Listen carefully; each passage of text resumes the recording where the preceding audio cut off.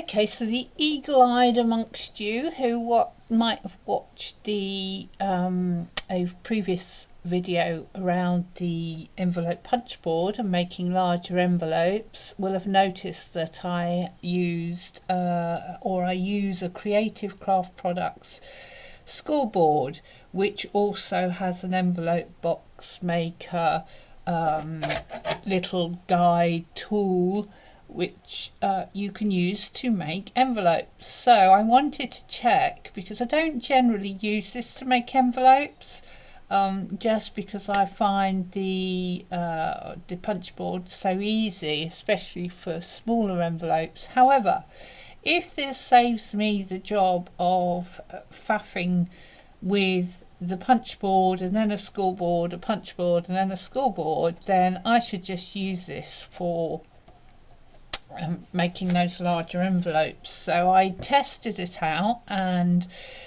I wouldn't say the measurements are always precise, but using the Crafty Owl's measurement tool, then it does give you a good guide of what size, it should doesn't matter whether it's this envelope, this scoreboard, or the punch board, the sizes, as long as it's got the guide sizes, the eighth of an inch sizes down the side, then they should work in exactly the same way.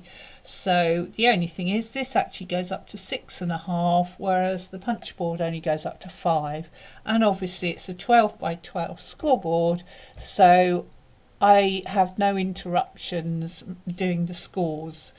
So I'm going to do it again, make the envelope, the 7 and a bit envelope, square envelope again, using the scoreboard, and I thought I'd video it and just show you how I did it using this instead of the punch board. So first of all, I need to cut down my A3 to 11 1/8 by 11 1/8, and then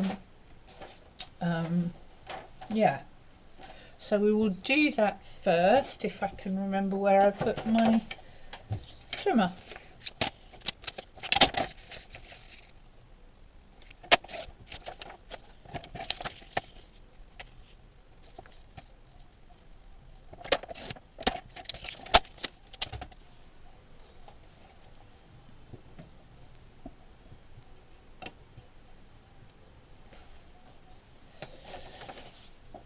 Right, okay, so that is 11 1/8 to make, I think it's a 7 1/8, or square envelope. So then what we do is, for the first score, we will line this up at the 5 5/8 mark. So that is there, if you can see that. So I am lining that up to this 5 5/8 mark, and then butting it up against the edge of the tool. Then I'm going to score at the score line, like that. So that's my first score. I'm then going to take that, and just where that score line is, I'm just going to line it up so that it's just at that tip and across there. So if you can see that, and then I'm going to score. And then I'm going to do that with all 3 sides, and I'm told that if I've got this right, that should meet at 5 5/8, which it does. So that I will score down there. The third score is going to be the same as the first score, at 5 5/8. So, and then the last score, we'll do that again. So that is lining up there. I'm scoring down there.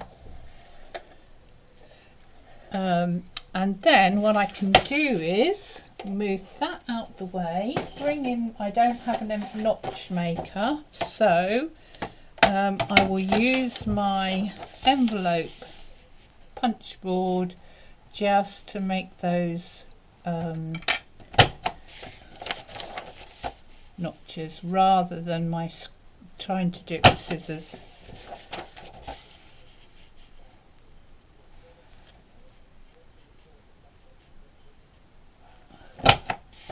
Bit more difficult to see, but as long as it's there or thereabouts.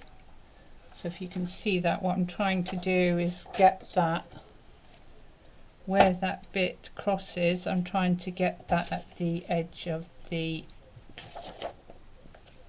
cutting point in there, that metal bit in there. So there we go. Right.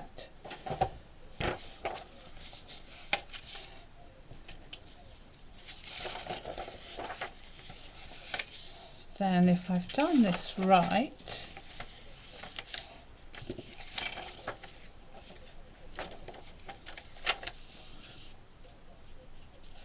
just noticed also that it is, what is it, the 24th of March, and Craft Stash have the scoreboard and envelope maker on offer at something like £8, which is a silly price even if you just want a scoreboard. It's a 12 by, well, whatever, it's 12 inches long, so it's a good size scoreboard. It is imperial, so yeah, just for your information. But there we go, there is my larger envelope, which is